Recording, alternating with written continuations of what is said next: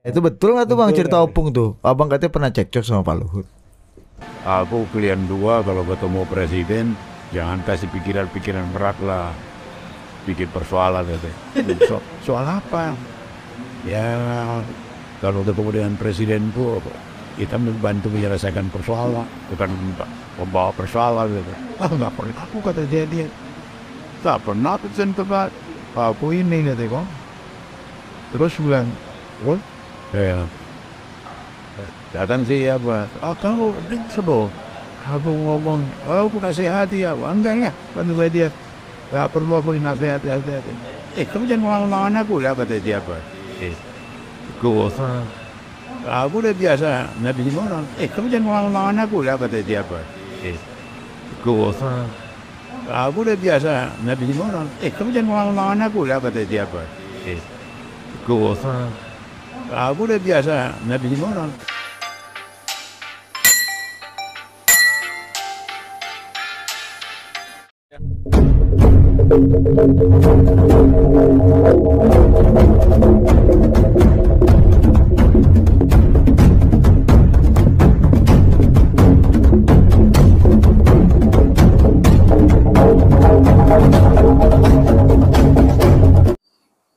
Bismillahirrahmanirrahim. Assalamualaikum warahmatullahi wabarakatuh. Saudara, dengan saya Edi Mulyadi dari Forum News Network FNN. Saudara sekalian, apa kabar? Sehat walafiat ya.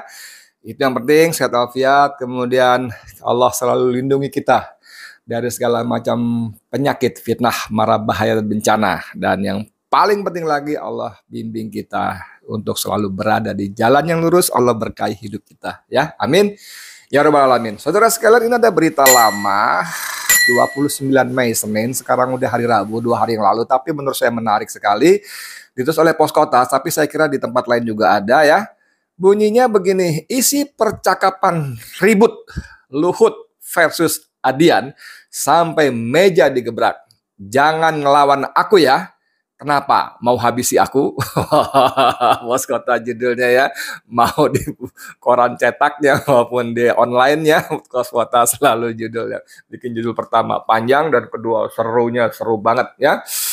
Saya ulang lagi judulnya, isi percakapan ribut Luhut versus Adian sampai meja digebrak. Jangan ngelawan aku ya. Kenapa? Mau habisi aku? Jadi ini saling bantah antara Adian Napitupulu dan si siapa Luhut Binsar Panjaitan yang diceritakan kembali oleh Panda Nababan ya.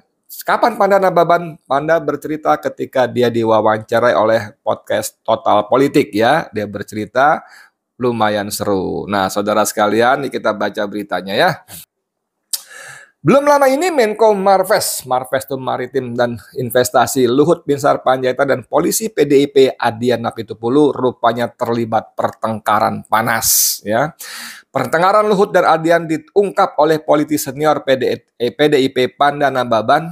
Panda mengungkap itu dalam podcast Total Politik. Oke.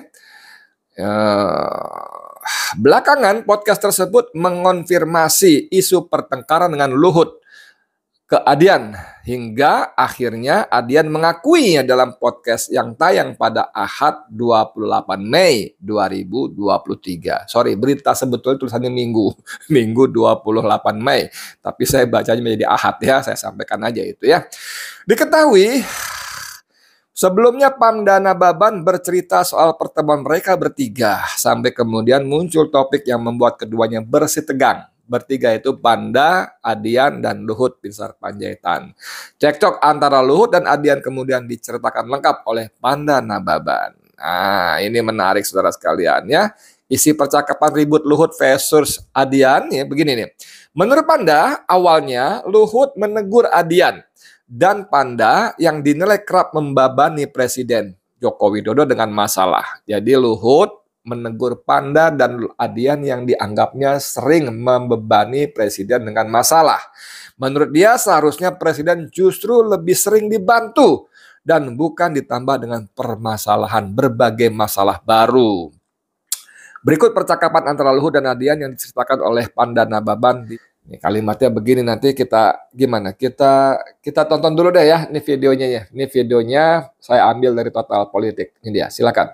Terakhir kita membicarakan Adian Napitupulu itu, brokernya adalah Opung Pandanababan. Tiba-tiba ada topik Adian Pitupulu yang kemudian jadi topik pembahasan yang agak serius. Waktu itu Bang Adian katanya agak cekcok tipis-tipis sama Pak Luhut. Iya, Opung Panda yang cerita di sini, Bang. Enggak sih, di rumahnya ya. Di rumahnya, di channel ini. Apa? Iya, gue mau nanya, nggak berani tapi ya. Mau konfirmasi, Bang. Ya, itu betul nggak tuh Bang, Betul cerita nggak? Opung tuh? Abang katanya pernah cekcok sama Pak Luhut. Aku kalian dua kalau ketemu presiden jangan kasih pikiran-pikiran berat lah, bikin persoalan soal apa? Ya kalau ketemu dengan presiden tuh kita membantu menyelesaikan persoalan, bukan membawa persoalan gitu. Nggak pernah aku kata dia tak pernah tersentuh aku ini kata kok. Terus bilang, ya datang sih apa? Kamu sebel. Aku ngomong, aku nasihati ya, enggak ya, bantu dia. Nggak perlu aku nasihati. Kamu jangan ngelawan aku ya kata dia apa? Aku udah biasa ngabisin orang, kata dia gue. Emang kenapa gue? Habisin aku ini udah biasa. Diancam kematian kata dia, adi. Terus aku bilang, apa itu gue ribut dulu gitu. Gimana ya? Dia bilang bahwa kita itu sering membawa masalah buat presiden. Ya gue jawab waktu itu. Kita itu maksudnya dia. Aku Bang. Kalau ketemu presiden tuh, dulu kan intensitas kita ketemu presiden kan per 3 bulan, per 4 bulan ketemu. Dan memang kita selalu bawa masalah tanah rakyat, apa segala macam itu dulu. Pertama membebaskan Eva Susanti Bande, lalu bicara soal tapol-napol Papua, lalu bicara soal tanah-tanah Cendana, segala macam seperti itulah kira-kira. Itu dianggap membawa masalah buat presiden. Lalu gue tanya sama Bang Luhut, lalu maksud abang gue harus bawa apa? Bawa perempuan, bawa duit, atau bawa apa gitu? Gue memilih Presiden Jokowi, gue memilih Jokowi menjadi presiden karena gue percaya dia mampu menyelesaikan masalah. Kalau dia sudah terpilih, yang harus kita bawa adalah masalah-masalah itu.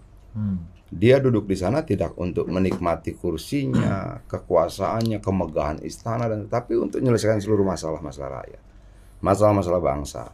Ya mungkin dia marah, jadi kita bertengkar, berdebat segala macam, dan ya begitu memang orangnya begitu kan. Dan gue berpikir ya kita juga tidak bisa dong kemudian digertak-gertak seperti itu. Itu loh. Gertaknya gimana Bang? Waktu itu?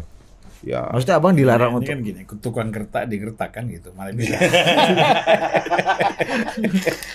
itu sampai Bang Panda tuh mukul meja lah 2 kali, pak gitu. Cukup. Kita ini bertiga Batak, Napitupulu, Panjaitan, Nababan nggak bisa bicara baik-baik katanya gitu loh. Ya tapi gue lihat Bang Luhut itu hormatnya sama Bang Panda ya. Ya nggak begitu Bang Adian, maksud abang apa? Kenapa jadi gue yang salah? Gue bilang. Nah, saudara sekalian, seperti tadi kita dengar videonya, itu memang seru ya. Ada Pandanababan, ada pertama Adian ditanya oleh dua host itu, kemudian dia menjawab dan masuk ke video Nababan, Pandanababan, kemudian dijelaskan oleh Adian lagi. Nah, kalimatnya antara lain, kalian berdua kalau bertemu presiden jangan kasih pikiran-pikiran berat lah, bikin persoalan, kata Luhut, ya kan? Soal apa? Jawab Adian. Iya, kalau ketemu presiden tuh kita harus membantu menyelesaikan persoalan, bukan membawa persoalan. Ya kan? Kata Luhut lagi. Lalu, nggak pernah aku, kata Adian. Ini kan Badung juga nih bocah ya. Ini anak 98, kalau nggak salah jebolan Forkot ya, forum kota yang dulu itu. Dasar sekali dalam bergerak menurunkan Soeharto ya. Kau dengar dong aku ngomong, kau aku nasihati, kata Luhut. Gaya lu kan biasa kan. Kau dengar dong aku ngomong, kau aku nasihati. Dan tidak diduga Adian menjawab, enggak lah. Enggak perlu aku dinasehati, ujar Adian. Padahal Luhut ini orang semua, aduh siapa, ya Pak, siapa gitu. Tiba-tiba Adian mau dinasehati, enggak perlu aku dinasehati, ya kan. Lalu apa kata Luhut? Kau jangan melawan-lawan aku ya, tegas Luhut. Aku sudah biasa ngabisin orang, kata Luhut lagi. Wah, ini pengakuan saudara. Aku sudah biasa ngabisin orang. Tapi dia ketemu batunya. Kenapa? Yang ketemu dengan Adian menjawab, memang kenapa rupanya? Mau habisi aku? Aku juga biasa diancam dengan kematian, kata Adian menjawab sejatinya.